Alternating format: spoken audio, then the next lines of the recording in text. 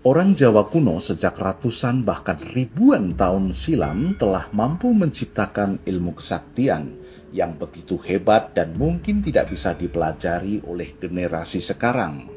Bahkan ada ilmu kesaktian yang membuat pelakunya hidup dalam keabadian karena sulit mati.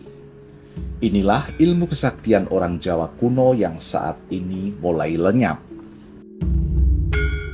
1. Ajian ilmu rawa rontek. Ilmu rawa rontek termasuk aliran ilmu hitam yang banyak dimiliki jawara tanah Jawa kala itu. Mereka menggunakan ajian ini untuk memperoleh hidup kekal.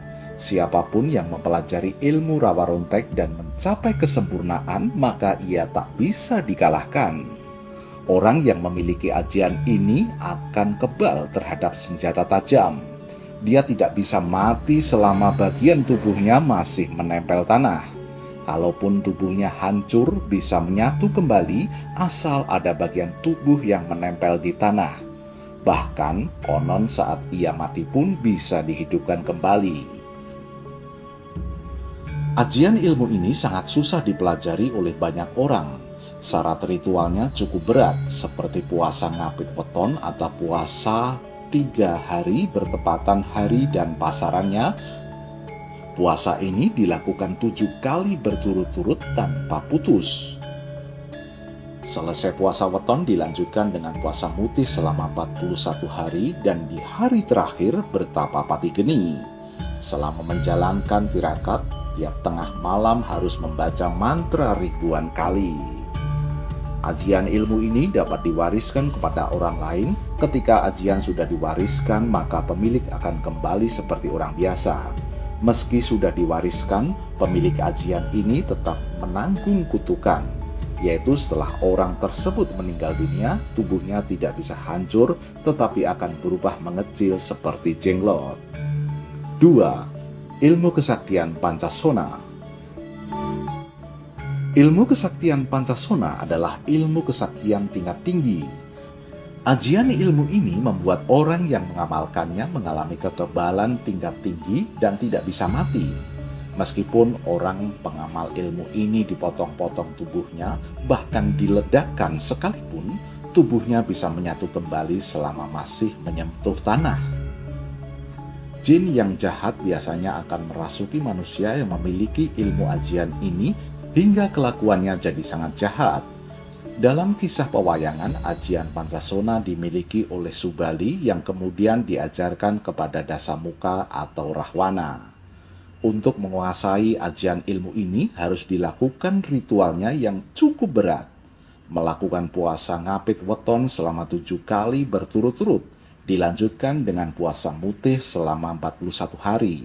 Selama menjalankan tirakat, setiap tengah malam membakar dupa atau kemenyan sambil membaca mantra sebanyak 40 kali. Setelah itu dilanjutkan dengan bertapa kungkum di tempuran atau bertapa di pertemuan 2 arus sungai pada malam hari dan menaburkan bunga setaman di tempat tersebut.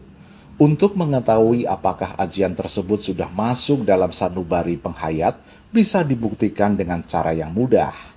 Baca mantranya lalu tepukkan ke dalam air. Tunggu sampai air kembali tenang. Jika bayangan pembaca mantra yang ada di air berubah menjadi banyak atau berubah wujud, berarti ajian Pancasona sudah masuk dalam sanubari pelakunya. 3. Ajian Tugu Manik Jayakusuma. Kehebatan dan kegunaan ilmu ini hampir menyerupai ilmu Pancasona dan rawa rontek. Pengamal ajian ini tak akan mati meskipun dibunuh dengan cara apapun. Meskipun tubuh diledakkan, dibakar, dipotong-potong, akan kembali menyatu seperti semula. Kematiannya akan datang jika memang sudah sampai takdirnya. Jika sudah saatnya tiba, dimatikan oleh Tuhan. Untuk menguasai ilmu ini harus melakukan tirakat yang sangat berat. Diawali dengan puasa mutih selama 7 hari, dilanjutkan dengan puasa Senin Kemis selama 40 hari Senin dan 40 hari Kemis. Setelah itu dilanjutkan dengan bertapa pati geni selama sehari semalam. Diteruskan lagi dengan puasa ngebleng 3 hari 3 malam. Selama menjalankan tirakat harus terus membaca mantra. 4. Ilmu karang. Apa yang disentuh akan hancur lebur. Ajian ilmu karang adalah ajian yang dikenal sangat hebat. Orang yang punya ilmu ini akan susah dikalahkan. Apa saja yang dia pegang akan hancur lebur seperti es krim yang meleleh. Ilmu karang selain memberikan kekebalan bagi pemiliknya, juga dapat membuat panjang umur bahkan hidup dalam keabadian.